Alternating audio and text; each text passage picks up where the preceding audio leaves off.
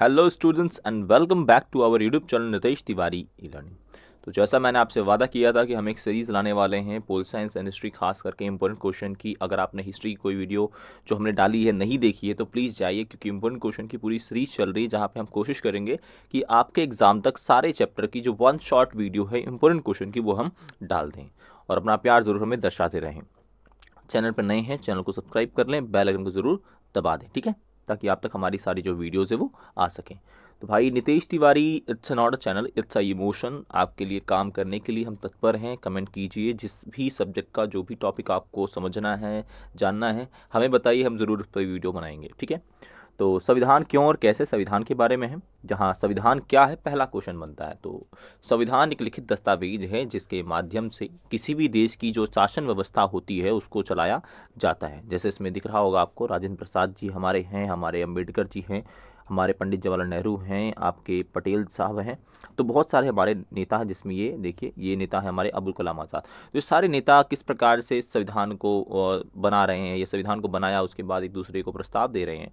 तो संविधान एक लिखित दस्तावेज होता है जिसके माध्यम से किसी भी देश की शासन व्यवस्था को चलाया जाता है। भारतीय संविधान को बनने में कितना समय लगा? भारतीय संविधान को बनने में 2 साल 11 महीने और 18 दिन का समय लगता है। लगभग कह सकते हैं कि 3 ईयर्स भी कह सकते हैं हम लोग, ठीक है। लेकिन अगर हमें बिल्कुल एक्यूरेट पता है, हमको पता है कि भाई 2 साल 11 महीने 18 दिन लगे हैं, तो हम इसे ही याद रखेंगे। भारतीय संविधान की प्रमुख 3 बैठकें कब हुई थी? देखिए, भारतीय संविधान जो है उसकी प्रमुख बैठक में पहली बैठक आपकी होती है 9 दिसंबर 1946, जिसमें डॉक्टर सच्चिदानंद सिन्हा जी को, जो हमारे डॉक्टर सच्चिदानंद सिन्हा हैं, इन्हें संविधान सभा का अस्थायी अध्यक्ष बना दिया जाता है। तो डॉक्टर सच्चिदानंद सिन्हा हमारे संविधान सभा के मतलब एक तरीके से अध्यक्ष बने थे पहले, लेकिन अस्थायी थे। अस्थायी का मतलब होता है कभी भी रिमूव किया जा, कभी भी इनको हटाया जा सकता है, ठीक है। और ये रहे हमारे डॉक्टर राजेंद्र प्रसाद जी। तो 11 दिसंबर 1946 को संविधान सभा की जब दूसरी बैठक होती है तो इनको परमानेंट मतलब स्थायी अध्यक्ष बना दिया जाता है। तो यदि आपसे प्रश्न पूछा जाए कि संविधान सभा के अध्यक्ष कौन थे, तो डॉक्टर राजेंद्र प्रसाद। स्थायी अध्यक्ष कौन थे? डॉक्टर राजेंद्र प्रसाद। सच्चिदानंद सिन्हा जी से सिर्फ एक क्वेश्चन आता है कि अस्थायी अध्यक्ष कौन थे, तो डॉक्टर सच्चिदानंद सिन्हा जी अस्थायी अध्यक्ष रहे। इसी के साथ ही हमारे अम्बेडकर जी हैं, फोटो देख सकते हैं आप। तीन से क्वेश्चन बनेंगे, मैं बिल्कुल बताऊंगा आपको। उसके बाद देखिए तीसरी बैठक हमारी होती है 1946 को, जिसमें पंडित जवाहरलाल नेहरू जी उद्देश्य प्रस्ताव एक प्रकार से पेश करते हैं तीसरी बैठक में। तो ये बहुत ज़रूरी है। उसके बाद भारतीय संविधान कब बनकर तैयार हुआ, कब लागू हुआ? एक नंबर में बहुत इंपॉर्टेंट क्वेश्चन है जो आता है। 26 नवंबर 1949 को भारतीय संविधान बनकर तैयार हुआ और 26 जनवरी 1950 को लागू हुआ। इसकी कहानी एक्चुअली ये है कि 1900, ये है बात 1929 लाहौर अधिवेशन किसकी है? लाहौर अधिवेशन की। लाहौर अधिवेशन में भारत को एक प्रकार से हमारे जो नेता हैं उस अधिवेशन में यह मानते हैं कि हम स्वतंत्र हो चुके हैं और हम स्वतंत्रता की घोषणा करते हैं। तो ये सभी के सभी 1930 से 26 जनवरी के दिन, किसके 26 जनवरी के दिन पे एक आपकी जो रावी नदी है उसी किनारे झंडा फहराना शुरू कर देते हैं। और हर 26 तारीख को, 26 जनवरी को एक प्रकार से स्वतंत्रता दिवस मनाना शुरू कर दिया करते हैं, आज़ादी से पहले ही। इसीलिए ये एक ऐतिहासिक दिन होता है। तो जब हमारा संविधान बनकर 26 नवंबर को तैयार हो गया तो नेताओं ने सोचा कि यार कुछ ही समय की तो बात है, तो हम लोग 26 जनवरी को ही भारतीय संविधान को लागू करेंगे। ये बात रही थी। उसके बाद अगला प्रश्न है हमारा कि संविधान हमारे भारतीय संविधान के अध्यक्ष कौन थे? हमारे भारतीय संविधान के अध्यक्ष थे डॉक्टर राजेंद्र प्रसाद जी, ठीक है। और यह भी एक नंबर का प्रश्न बनता है कि संविधान सभा के प्रारूप समिति के अध्यक्ष कौन थे? तो डॉक्टर भीमराव अंबेडकर जी। अब आते हैं हम आपके थोड़े से बड़े क्वेश्चंस की ओर, जो 2 नंबर में बन सकते हैं, जिसमें भारतीय संविधान के कुल सदस्यों की संख्या कितनी रही? आपके 300 लगभग 389 सदस्य आपके लगभग रहे, जिसमें से 200 आपके 92 ब्रिटिश प्रांत से थे, ठीक है। और उसके बाद 93 आपके देसी रजवाड़ों से थे, देसी रजवाड़े थे। उसके बाद 4 जो क्षेत्र थे वो चीफ कमिश्नर के क्षेत्र थे, ठीक है, चीफ कमिश्नर के क्षेत्र है। तो यहाँ लिखा भी है, इसमें देखिए देसी प्रांत, देसी रजवाड़ों का मतलब है देसी प्रांत, और 4 चीफ कमिश्नर के क्षेत्र आपके रहे। इसी के साथ भारतीय संविधान की विशेषता, और ये लॉन्ग क्वेश्चन है, एग्जाम में बहुत आता है। तो भारतीय संविधान दुनिया का मतलब विश्व का लिखित संविधान है, वह सबसे बड़ा और सफल संविधान भी है, मतलब बड़ा भी है, लिखित भी है, सफल भी है। दूसरा, संविधान ना तो कठोर है ना ही ज़्यादा लचीला। इस कहने का मतलब भारतीय संविधान में परिवर्तन किया भी जा सकता है लेकिन हर एक भाग में नहीं, जैसे मूलभूत बुनियादी चीज़ों में नहीं। उसके बाद भारतीय संविधान का एक प्रकार से जो अनुकार मौलिक अधिकारी का प्रावधान है, यहाँ पे मौलिक अधिकारी नहीं है, मौलिक, ये थोड़ा सा प्रिंटिंग में प्रॉब्लम है, मौलिक अधिकार है, ठीक है, मौलिक अधिकार का प्रावधान है। मूल रूप से हमारे संविधान में मौलिक अधिकार का प्रावधान है, जो कि हमने कहाँ से लिया है मौलिक अधिकार, याद है किसी को? अमेरिका से हमने लिया है, ठीक है, कहाँ से लिया है? अमेरिका से लिया है। इसी के साथ भारत में संसदीय शासन व्यवस्था है। तो आप में से जिन लोगों को पता है कि संसदीय शासन व्यवस्था हमने कहाँ से ली है, तो कमेंट करके हमें बताइए, मैं पिन कर दूंगा, ठीक है। नहीं बता पाते हैं तो मैं लास्ट में आंसर खुद ही कमेंट बॉक्स में आपको बताऊंगा कि इसका क्या आंसर रहा। उसके बाद भारतीय संविधान के अनुसार एकल नागरिकता का प्रावधान है। एकल नागरिकता का मतलब है हम सब भारतीय हैं, ना कि किसी राज्य के नागरिक। मतलब हम ना यूपी के निवासी हैं, ना हम मध्य प्रदेश के हैं, ना हम उत्तराखंड के हैं, ना हम जम्मू कश्मीर के हैं, ना हम तमिलनाडु के हैं, ना कर्नाटक के। हम केवल भारतीय हैं, तो एकल नागरिकता का प्रावधान है। इससे पहले जम्मू कश्मीर के नागरिकों को दो नागरिकता का प्रावधान था, मतलब जम्मू कश्मीर का अलग और भारत का नागरिक का अलग। उसके बाद देखिए, संविधान में संशोधन करने का प्रावधान किस अनुच्छेद में है, तो 368 में, ये भी भारतीय संविधान में है। और भारतीय संविधान में लोकतांत्रिक सिद्धांतों का एक प्रकार से वर्णन किया गया है। किसका? लोकतांत्रिक सिद्धांतों का। उसके साथ साथ हम कह सकते हैं कि भारत का संविधान हमें स्वतंत्रता, समन्वय, धर्मनिरपेक्षता जैसी बातों को बताता है। और यहाँ पर इस संविधान में स्वतंत्र न्यायपालिका की व्यवस्था है। इसके साथ साथ आपका जो समानता, स्वतंत्रता और बंधुत्व का नारा हमने फ्रांस से लिया था, वह भी भारतीय संविधान में है। तो ये अपने आप में एक बात है। इसके साथ देखिए, कैबिनेट मिशन 1 नंबर में क्वेश्चन आता है, कभी कभी 2 नंबर में आ जाया करता है। ये कैबिनेट मिशन भारत कब आया, तो 24 मार्च आपका 1946 में आया था, जिसमें आपके 3 सदस्य थे, पैथिक लॉरेंस, स्टॉफर्ड क्रिप्स, एवी अलेक्जेंडर, ठीक है, अलेक्जेंडर है ये डा की जगह आप डा लगा देना, अलेक्जेंडर, ठीक है। इन 3 लोगों का नाम याद रखना।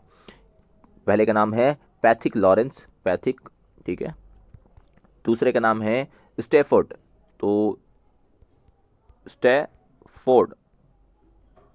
स्टैफोर्ड है, ठीक है।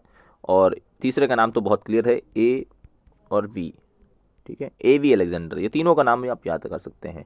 इसी के साथ इसका बहिष्कार किया गया, जैसा आपको याद होना चाहिए, क्योंकि इसमें एक भी भारतीय नहीं था, इसीलिए इस कैबिनेट मिशन का बहिष्कार किया गया। इसका उद्देश्य था भारत को कैसे शांतिपूर्ण तरीके से सत्ता, मतलब जो सरकार अंग्रेजों के पास सौंप दिया जाए, ठीक है, दिया जाए, ठीक है जी, ओके।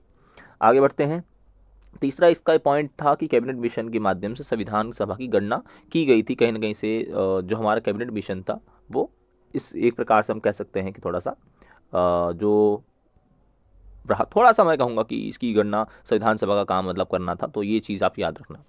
कुछ नोट की करने वाली बातें हैं, जिसमें हम कह सकते हैं कि 10 लाख जो नागरिक थे आपके, संविधान सभा की एक सीट हुआ करती थी, कितने लोगों पर? 10 लाख लोगों पर।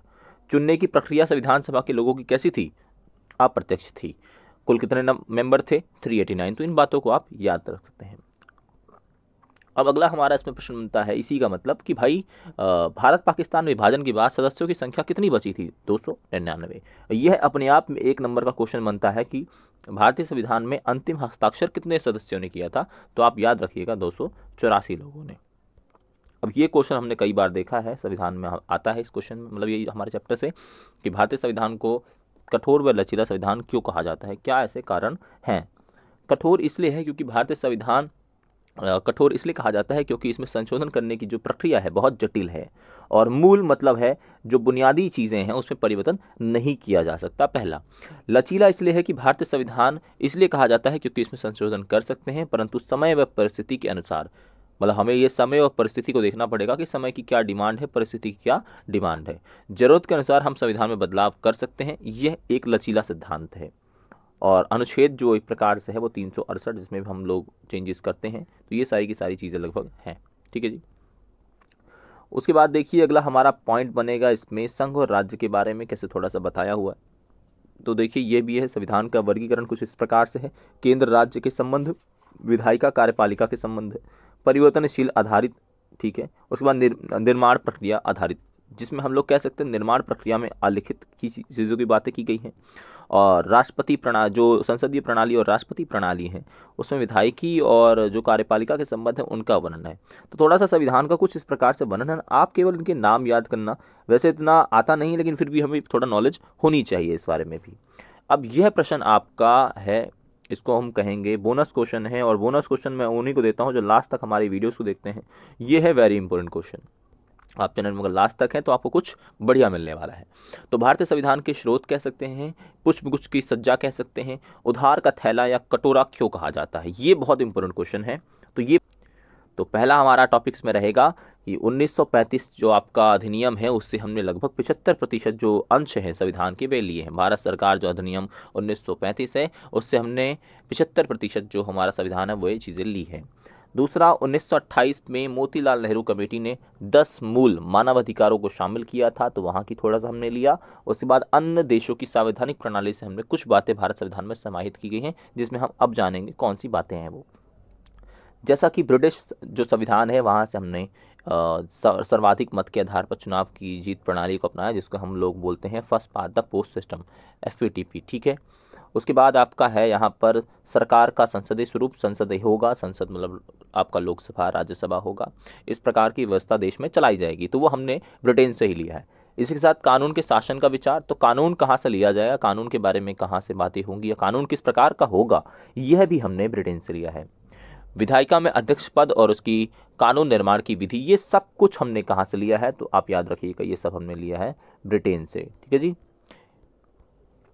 उसके बाद सेकंड है अमेरिका से हमने क्या लिया है, तो मौलिक अधिकारों की सूची ली है और संविधान की प्रस्तावना ली है। इसके साथ साथ न्यायिक पुनर्वलोकन की शक्ति और न्यायपालिका की जो स्वतंत्रता है और उपराष्ट्रपति का पद, यह सब हमने अमेरिका से लिया है। आयरलैंड से हमने राज्य के नीति निर्देशक तत्व और राज्यसभा में मनोनीत सदस्यों का प्रावधान है, मतलब राज्यसभा में जो 12 सदस्य राष्ट्रपति हमारा मनोनीत करता है, चुनता है अपने मर्जी से, वह प्रावधान भी हमने आयरलैंड से लिया है और राज्य के नीति निर्देशक तत्व भी लिए हैं। फ्रांस के संविधान से हमने लिया है समानता, आपका स्वतंत्रता, समानता, बंधुत्व का सिद्धांत लिया है। इसके साथ साथ जो अर्ध एक प्रकार से संसाधनात्मक जो सरकार है एक प्रकार से है, या अर्ध संसाधनात्मक व्यवस्था जो है, जो केंद्र और राज्य सरकारों की बात करती है, केंद्र सरकारों की बात करती है, तो इस प्रकार का जो भी व्यवस्था है वो हमने फ्रांस से लिया है। अवशिष्ट शक्तियों का सिद्धांत, अवशिष्ट का मतलब है बची हुई जो शक्तियाँ हैं, जैसे केंद्र सूची, राज्य सूची, समवर्ती सूची और अवशिष्ट सूची, तो वह हमने फ्रांस से लिया है। तो इस प्रकार से आप कह सकते हैं कि भारतीय संविधान को उधार का थैला है, दूसरी तरफ से भारतीय संविधान को पुष्पगुच्छ मतलब एक प्रकार से बकेट, आपका जो फूलों का गुलदस्ता है, इस प्रकार से भी कहा जा सकता है। अगला प्रश्न है भारतीय संविधान के कार्य बताइए। तो भारतीय संविधान की आपकी बुक के अनुसार कुल 4 आपके कार्य हैं, जिसमें संविधान का पहला काम है आम जनता में समन्वय और विश्वास को कायम करना, मतलब जो जनता है यहाँ पे लोगों में विश्वास को कायम करना है, क्योंकि लगभग विश्वास अगर नहीं होगा तो देश हमारा कैसे चलेगा। तो पहला है आम जनता में समन्वय और विश्वास को कायम करना। दूसरा, संविधान निर्माण कैसे होगा, शक्तियाँ किसके पास होंगी और निर्णय कौन लेगा, इसको काट दीजिए, थोड़ा सा प्रिंटिंग है, निर्णय कौन लेगा और यह भी संविधान निर्धारित हमारा करता है। तो किस प्रकार की व्यवस्था होगी, कैसे क्या करना, आप खुद सोचो।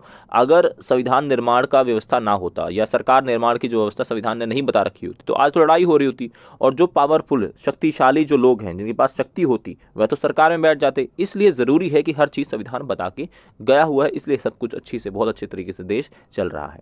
तीसरा, सरकार की शक्तियों पर सीमाएं लगाना, यह इसलिए ज़रूरी होता है ताकि सरकार जो है हमारी वो बेलगाम ना हो जाए और हमारे अधिकारों को छीनना शुरू न कर दे। जैसे आजकल हम देख सकते हैं, या पहले भी सरकारें अक्सर लोगों को बोलने नहीं दिया करती थी, तो इस तरह की चीज़ें नहीं होनी चाहिए। और चौथा है, इतना शक्तिशाली भी सरकार को बनाना है, थोड़ा सा मतलब शक्ति भी देना है, ताकि लोगों की इच्छाओं आकांक्षाओं को पूरा कर सके। जैसे हम लोगों को शिक्षा चाहिए, स्वास्थ्य चाहिए, है ना, अच्छे नॉर्मल सा अगर भवन सरकार बना के लोगों को दे, तो इस तरह की व्यवस्थाएं लोग डिमांड करते हैं, इसलिए सरकार को थोड़ी सी शक्ति भी देनी चाहिए। तो ये आपके लगभग रहे सारे के सारे क्वेश्चन। और इसी साथ दोस्तों, आप अगर वीडियो को 2 से 3 बार देख लेंगे, सारा का सारा जो फर्स्ट चैप्टर के इंपॉर्टेंट क्वेश्चन हैं वो इसमें कवर है। तो इसी के साथ दोस्तों, जय हिंद, जय भारत।